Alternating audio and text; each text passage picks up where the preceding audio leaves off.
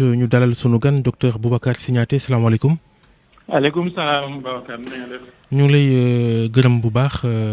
docteur médecin urgentiste nga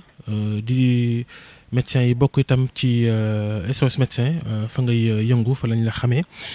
bi jàngoro coronavirus duggee ci Sénégal ak léegi bëri na ay fànn yu ñu waxtaanee ak yow tey nag dañuy sukkandiku ci ordre des médecins di mbootaay gi ëmb médecins yu Sénégal seen position bi ñu jël ci ni jàngoro ji lawee ci réew mi boobaak léegi te fekk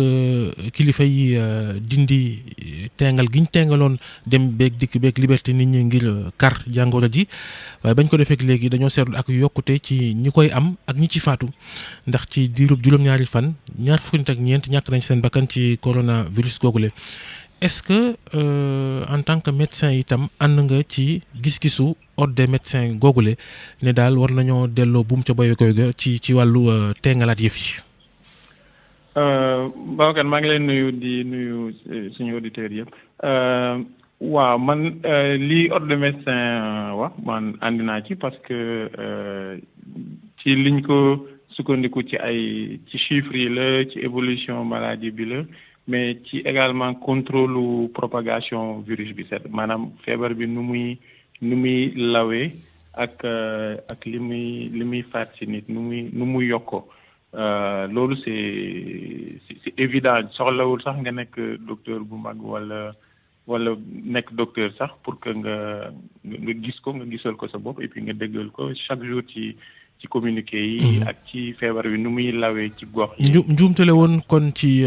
yolomal gi ñu yolomal ak élèves yi war a dellu ci classe yi alxamis ñu ne. waaw yolomal bi je pense que dañ ko teel a def ensuite moment biñ koy def aussi ci français dafa c'était pas à mon avis opportun ci moment boobu. Ensuite ci base aussi yuñ ko def aussi je pense que du base purement médicale d'ailleurs boo ko seetloo semaine boobu médecins yu bëri dañu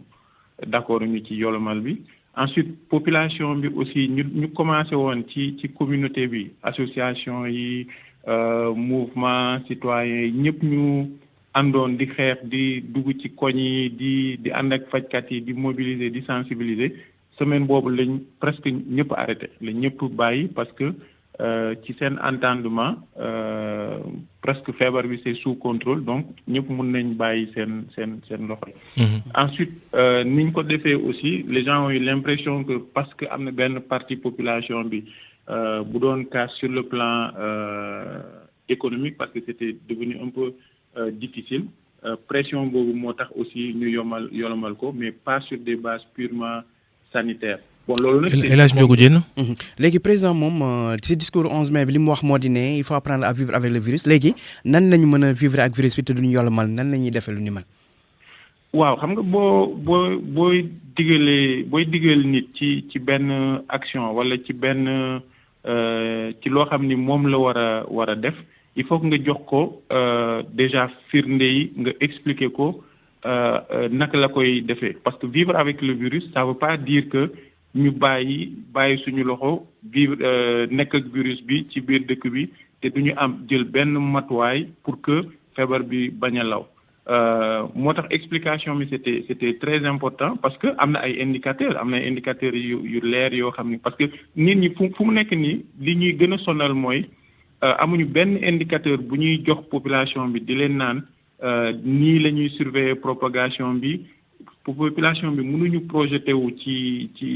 diir bu gudd fu mu nekk nii je sais pas yow mënoo maa wax par exemple lan mooy xew dans une semaine dans 15 jours dans 3 semaines alors que am na ay indicateurs yu leer yoo xam ni yooyu mën nañ ko utiliser pour expliquer population bi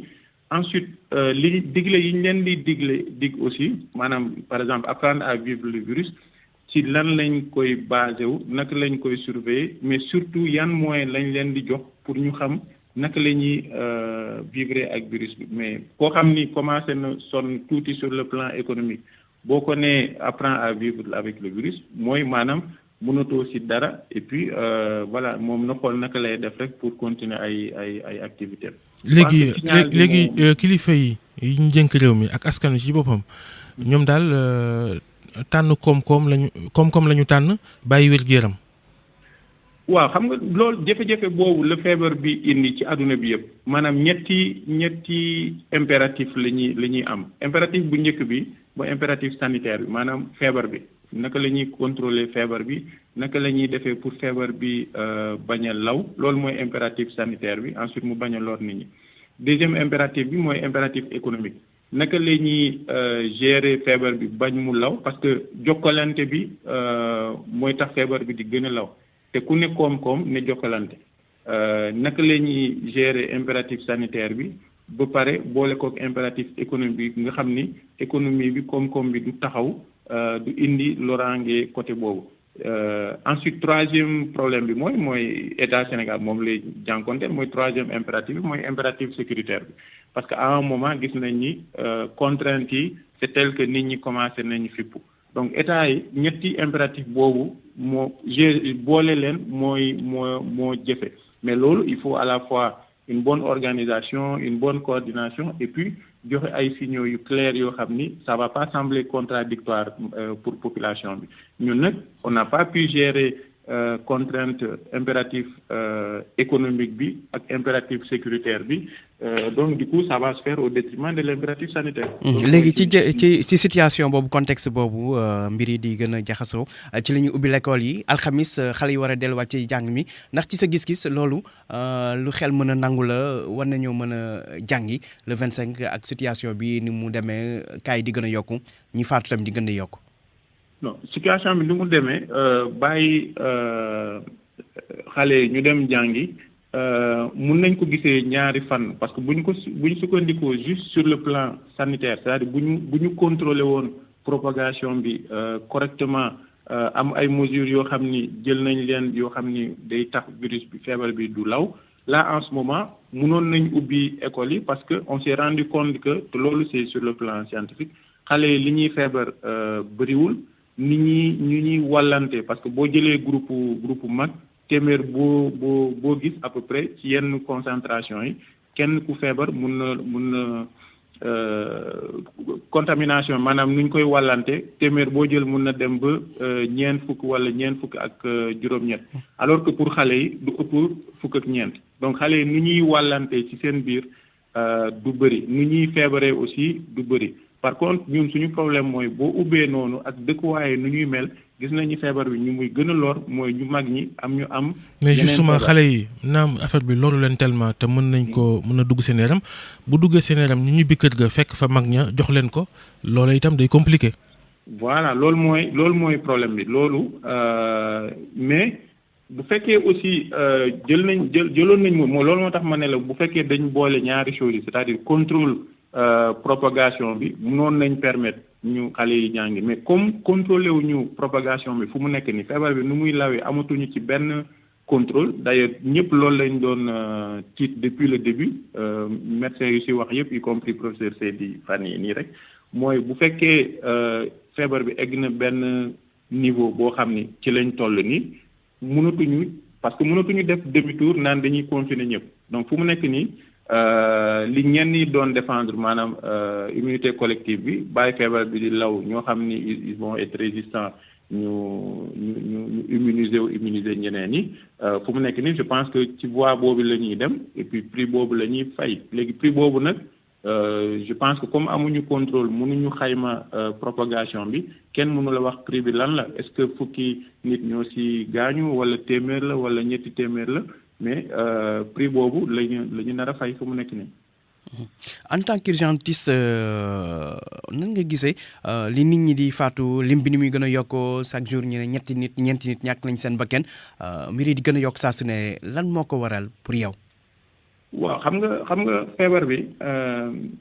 li ñuy naan létalité bi bëriwul c'est-à-dire ñi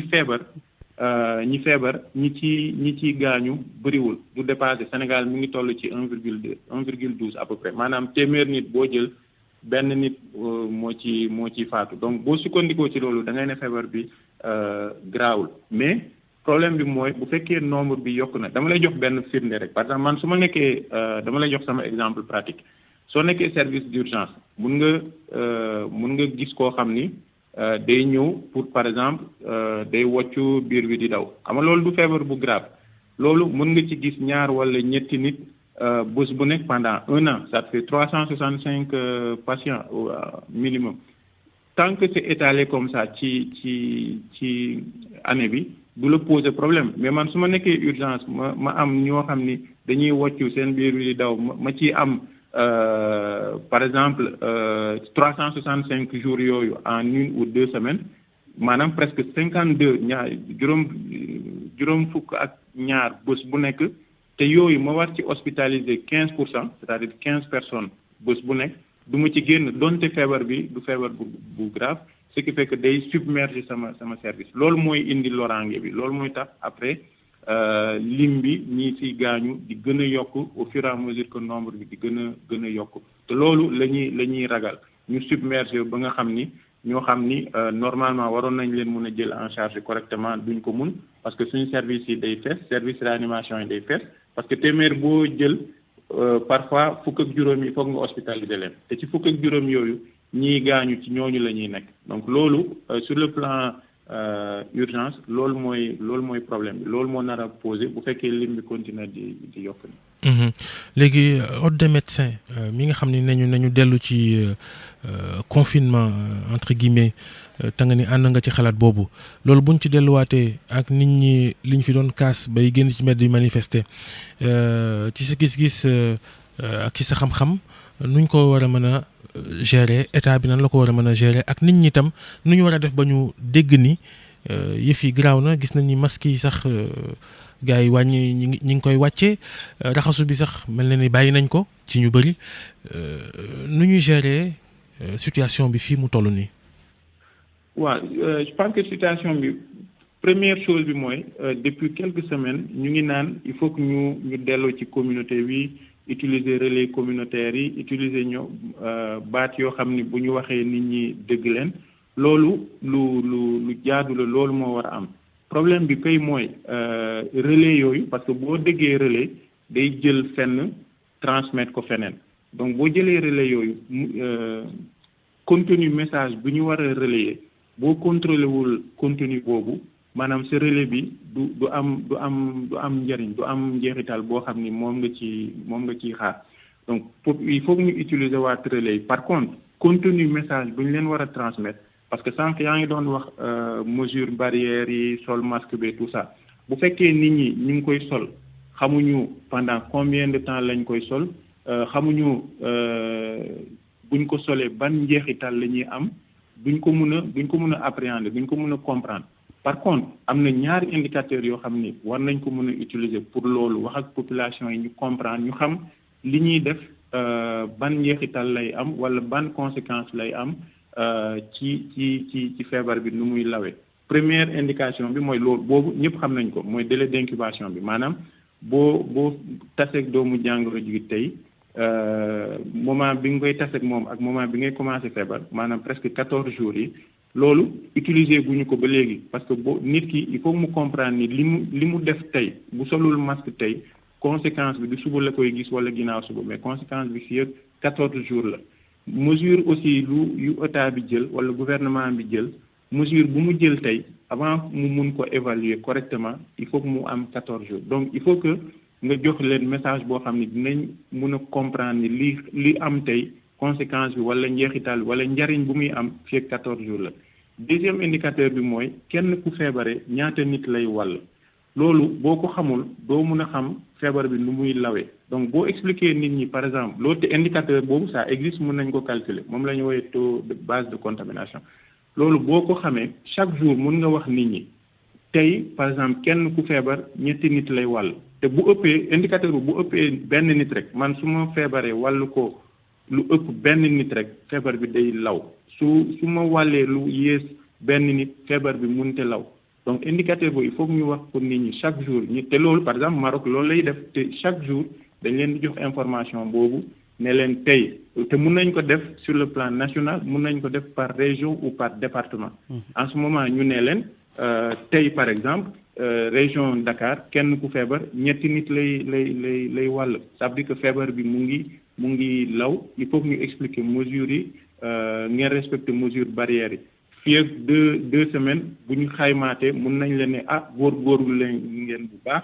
feebar bi fu mu nekk nii kenn ku feebar ba ñaari nit lay wàll ñu nañ gën a góorgóorlu ñu projeté wu encore dans 2 semaines nga defaat xayma bi nga ne leen yéen a ngi góorgóorlu fu mu nekk nii kenn ku feebar motul benn nit ça veut dire que feebar bi mi ngi régressé. Troisième chose bi mooy il faut nga xam virus bi fu muy circuler parce que ñun chiffres yi ñuy utiliser mooy sujet contact yi c'est-à-dire que ñoo xam ni tase nañ déjà ak virus bi wala njort nañ ni tase nañ ak virus bi parce que am na koo xam ni feebar na jege na leen testé nañ ko muy positif mais feebar boobu du ci groupe boobu rek lay circuler parce que cas communautaire yi fu ñu leen di gisee mooy ñi feebar ñu ñëw feebar ensuite ci la ñuy jël contact yi donc il faut que ñu xam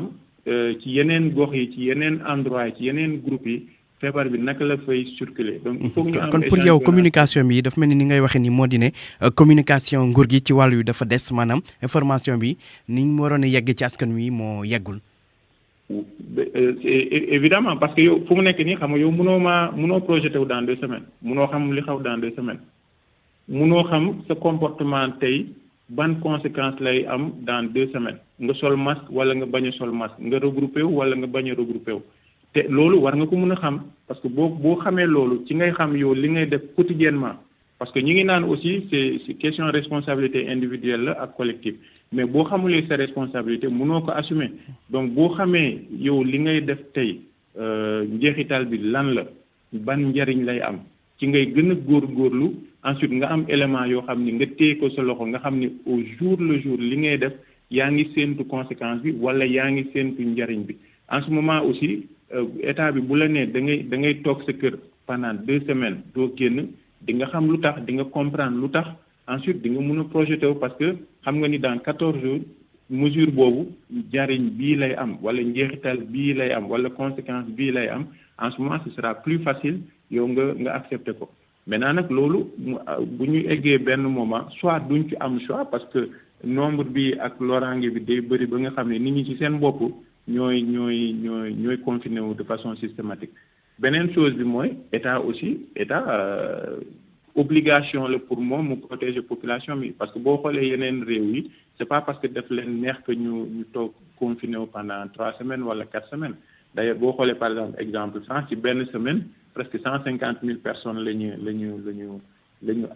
amende bi c'est 135 euros boo ko respecté wul boo ñëwaatee dañ koy doubler donte loolu am na ñoo xam ne ñu doon génn ñu leen di jàpp ñuy fay amende donc ñaari balance la rek il faut que ñu mën a ci 3 pieds yooyu ñu mën a gérer à la fois impératif économique bi impératif sanitaire bi impératif sécuritaire bi mais tout en sachant que impératif sanitaire bi mooy base lépp parce que bu feebar bi amul woon du ñu wax sax ay impératif économique wala impératif sécuritaire. bala nga ni naam ne fa waaw. Exactement donc bu fekkee dañu néewal doole impératif sanitaire bi du sotti parce que tant que feebar bi mi ngi fii du law ñun kenn mënul dellu ci li nga nekkoon tant que feebar bi mi ngi fii. mi ngi noonu jërëjëf docteur Boubacar Signaté bu SOS médecin jaajëf El Hadj Ndiogou Diène jaa ngeen jëf mbokk yi ci ànd bi ngeen àndoon ak ñun ci RFM matin.